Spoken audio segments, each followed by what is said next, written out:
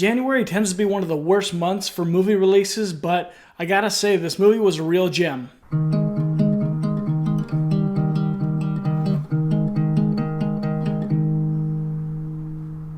The Gentleman is directed by Guy Ritchie and it stars Matthew McConaughey as its leading character, and then it's backed up by Charlie Hunnam, Henry Golding, Colin Farrell, Hugh Grant, and then also Michelle Dockery, a new actress I actually haven't seen before, but she was in the series Downton Abbey, I believe.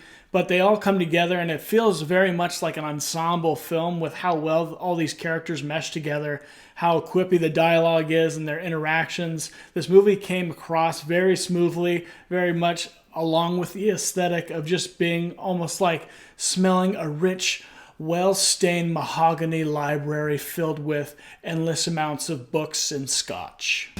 I love scotch. I love scotch. Scotchy scotch scotch. The director of this film, Guy Ritchie, also recently did the film Aladdin, the live-action version, which I wasn't a big fan of. I did enjoy his adaptations of the Sherlock Holmes character with Robert Downey Jr. I know a lot of people don't love those films, but I actually find a lot of enjoyment out of them.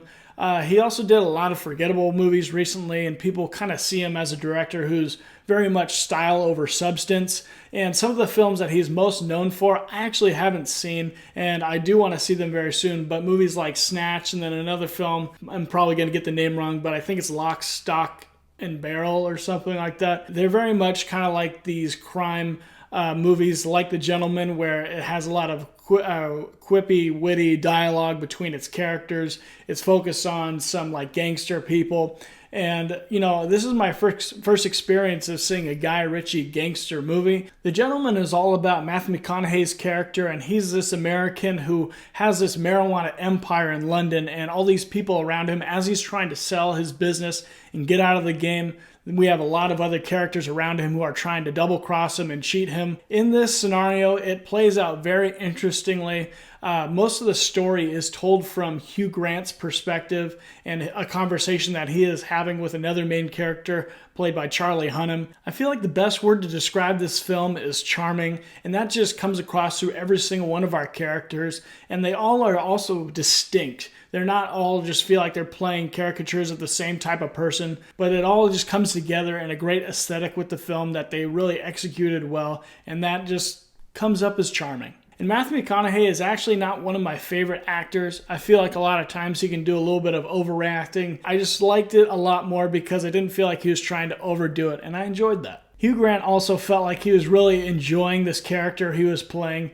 the way that he tells these stories and how he kind of unfolds things that he knows to certain characters. It just plays out very well, and I could really feel like he was enjoying his time in this movie. My two favorite performances of the film were probably Michelle Dockery as well as Colin Farrell. These two, whenever they're on screen, they're just wholly entertaining. And Michelle Dockery I haven't even seen before. I thought that she did a great job. I haven't seen Downton Abbey, which I think is what she's most known for, but I haven't seen that. I really enjoyed her performance. And then Colin Farrell is just wholly entertaining. He's a really hilarious character, and he's actually one of my favorite actors working today. I think he's really underrated, and he chooses some very interesting projects, and I really enjoyed every moment he had on screen in this film. Some other honorable mentions that I don't necessarily think are the greatest actors, but I actually enjoyed a lot in this film were both Henry Golding as well as Charlie Hunnam. I didn't really enjoy a lot of movies that I've seen these two guys in, but I thought that they also did a great job, and I'm actually looking forward to seeing whatever they do next. And besides the acting, my other favorite aspect of this film was the style. Guy Ritchie's style is something that usually makes or breaks his films, and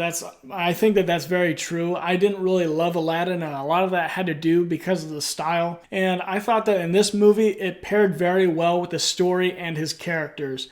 It plays off very well with the comedic tones that he's going for, the comedic lines that the cast is delivering, as well as the upbeat kind of pace that he's going for, the way that he tells some things that aren't really true and then he goes back in time and shows what actually happens, or when he uses his slow-mo. I thought it just fit the pace very well. He also has kind of like a moment in this film that feels like just a straight-up music video, because it kind of is a music video. Pretty much beginning to end, I was wholly entertained with this film. If you're like me and just watched a ton of movies in December and just feel like you're on a movie hangover and you want something to slowly take you down from that, I think that The Gentleman is a great option for you to go see. I really enjoyed it, and I think you will too. The Gentleman is a good time. The dude is not in. Leave a message after the beep. Protection. Thank you guys for stopping by and watching my review of The Gentleman. If you could please press the like button, I would appreciate it. You can also press the subscribe notification bells down below. And then you can also follow me on Instagram at Jared Gilster if you want to know when I release my new content, but you don't have a YouTube account. That's a great alternative to see when I'm releasing my new videos. But until next time, I'll see you guys later.